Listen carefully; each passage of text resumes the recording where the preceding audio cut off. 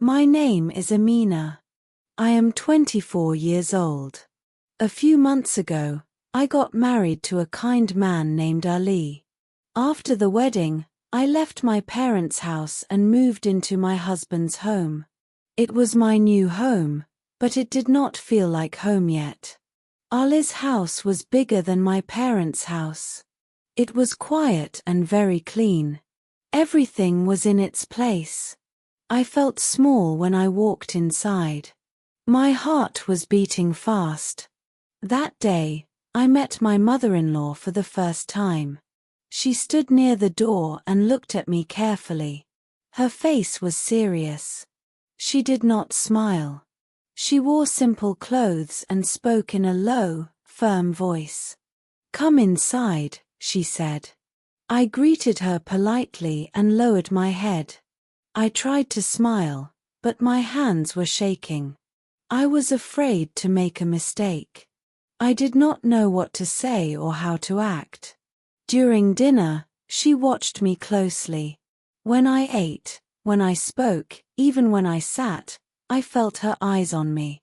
She did not say anything bad, but her silence made me nervous. That night, I lay in bed and thought about my parents. I missed my mother's warm voice and my father's gentle smile. Tears filled my eyes. I whispered to myself, "I hope she will like me." I did not know then that my life was about to change in ways I could not imagine. Life in my new home started the very next morning. My mother-in-law woke up before sunrise. I heard her footsteps in the kitchen while it was still dark outside. I quickly got up, washed my face, and joined her. I did not want her to think I was lazy. She showed me how to make tea. When I added too much sugar, she corrected me. "Less sugar," she said. When I cut the vegetables slowly, she said, "You must be faster." She did not shout. She did not insult me. But she corrected me many times a day. When I cooked, she tasted the food and told me what was missing. When I cleaned, she checked the corners of the room. When I spoke, she told me to speak softly. I tried my best, but I always felt wrong. Ali went to work every morning, and I stayed at home with her. The house was quiet, but my heart was noisy. I felt nervous all the time. I worried about every small thing. At night, when I was alone, I missed my parents very much. I missed my mother's hugs and her kind words. I missed being myself. I asked myself again and again, why am I never good enough? I wanted my mother-in-law to like me. But no matter how hard I tried, I felt like I was always failing in her eyes. One afternoon, I made lunch by myself. I cooked rice and vegetables the way my mother taught me. I felt a little proud. I thought maybe this time, my mother-in-law would say something kind. She tasted the food slowly. Then she put the spoon down. "This is not how it should be," she said. "You must learn properly. A wife should know these things." Her words were calm, but they hurt my heart. I looked at the floor and said nothing. I wanted to explain that I was trying. I wanted to say that I missed my home. But my voice stayed inside me. Later that day, I heard her talking to a neighbor. "Girls today are very weak," she said. "They do not know how to run a home." I knew she was talking about me. That night, I went to my room and closed the door. I sat on the bed and cried quietly. I did not want anyone to hear me. My chest felt heavy, and my eyes burned with tears. I asked myself many questions. Why does she not like me? What did I do wrong? I felt alone in that house. I felt unwanted. I felt like I did not belong there. As I wiped my tears, one painful thought stayed in my mind. My mother-in-law did not see me as a daughter. She only saw my mistakes. One evening, I was walking toward the kitchen when I heard my mother-in-law talking on the phone. I stopped without thinking. I did not want to listen, but her voice sounded different, soft and tired. "I raised him alone," she said quietly. "After his father died, my whole life became my son. I worked hard. I stayed strong. I had no choice. I stood still. My heart slowed." She continued, "Now he is married. His world is changing. I am afraid. I am afraid of being alone again." Her words surprised me. "I don't hate her," she said. "I just don't know how to let go. I am scared of losing my son. He is all I have." My hands began to shake. I felt something move inside me. I had never thought about her pain before. I only saw her strict face. I only heard her sharp words. I never saw the lonely woman behind them. She lost her husband many years ago. She raised her son by herself. She learned to be strong because she had to be. Suddenly, her actions looked different to me. Her strictness was not cruelty. Her silence was not hate. It was fear. I walked back to my room slowly. My eyes were wet, but my heart felt lighter. For the first time, I understood something important. My mother-in-law was not my enemy. She was a woman who was afraid of losing the last person she loved. That night, I did not sleep much. I kept thinking about my mother-in-law's words. I thought about her fear. I thought about her loneliness. For the first time, I did not feel angry. I felt sad for her. The next morning, I decided to change one small thing. I woke up early, before she came to the kitchen. I cleaned the house quietly.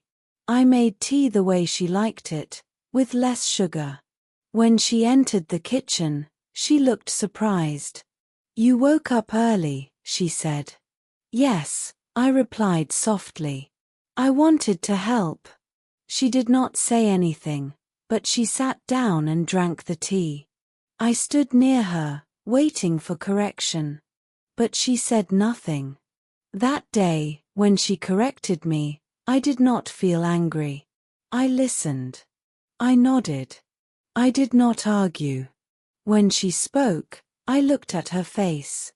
I saw tired eyes, not angry ones. In the afternoon, I brought her some fruit and placed it beside her chair. "You should rest," I said. She looked at me for a long moment. "Thank you," she said quietly. It was a small word, but it felt big. From that day, I tried to help her without showing it. I cleaned without noise. I listened without complaint. I stayed patient. And slowly, very slowly, something began to change. Her voice became softer. Her eyes looked warmer. A small act of kindness had opened a small door between us. After that day, things slowly became different between us. Not suddenly, not perfectly, but gently, like a soft change in the air. One morning, my mother-in-law called me into the kitchen. "Come," she said. "I will show you how to make this." She stood beside me and showed me how to cook one of her family recipes. She spoke slowly. She did not correct me sharply. When I made a mistake, she smiled a little and showed me again. "This was my mother's recipe," she said. "Ali likes it very much." I listened carefully. I felt happy that she was sharing something personal with me. As we cooked together, we talked. Not about work or duties, but about small things. She told me about her childhood. She told me how hard life was after her husband died. Her voice was calm, but her eyes looked sad. Sometimes, we laughed quietly.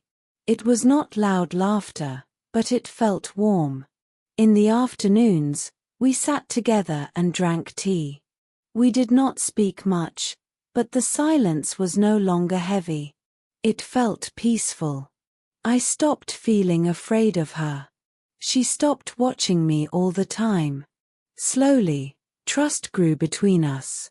I realized something important. She was not trying to control me anymore. She was learning how to share her life with me.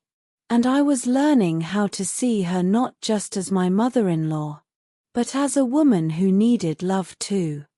One afternoon, some relatives came to visit our house. I was nervous, as always. I served tea and snacks quietly. I tried my best not to make any mistakes. One of the women looked at me and said, "She is very quiet. Is she always like this?" Before I could speak, my mother-in-law answered. "She is kind and respectful," she said. "She works very hard. She is like my own daughter." I froze for a moment. No one had ever called me that in this house. Later, in the kitchen, I looked at her with surprise. "You said, daughter," I whispered. She looked at me and nodded. "Yes," she said. "You take care of this home. You take care of me. A daughter does that." My eyes filled with tears, but this time, they were happy tears. That night, she sat beside me and placed her hand on mine. "When you came here," she said softly, "I was afraid. I thought I would lose my son.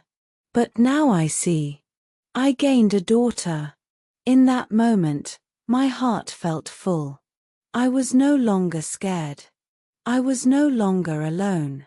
I finally felt at home. I learned something important from my mother-in-law. Sometimes love comes slowly. Sometimes strict people are just afraid. And sometimes, the person you fear the most becomes the person who loves you like a mother. Have you ever felt scared of someone at first, but later understood them better? Share your thoughts in the comments.